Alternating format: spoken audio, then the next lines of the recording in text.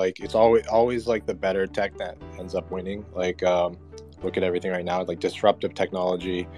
You know, if you have a better version of something, it always ends up overtaking it. I mean, I come from the movie background. I used to work at Sony Pictures Studios. I was in the home entertainment department, which did the Blu-ray DVD releases, and we got just killed by, you know, when all the digital streamers, Netflix, Redbox, Hulu, all these came out. We just, you know, got killed. Like you know, our president got laid off. Everybody, the whole department, basically, because it was the disruptive technology that was taking over.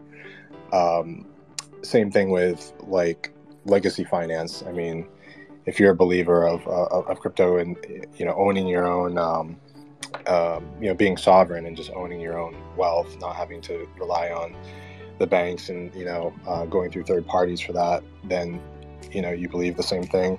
Now, if Pulse Bitcoin is a better version of Bitcoin, which a lot of people here, I think, believe because of the capabilities it has that native Bitcoin doesn't have,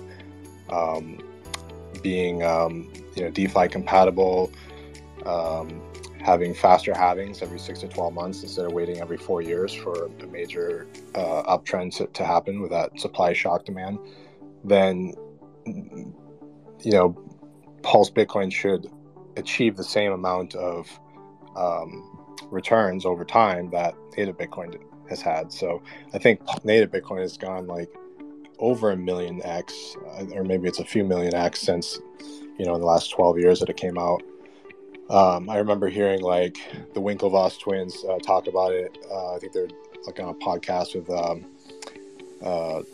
big podcast guy, and they were saying if Bitcoin, native Bitcoin, is a better store of value than gold, and if it's gold 2.0, then naturally it has to have the same size market cap of gold, which is like at 10 trillion, $12 trillion right now.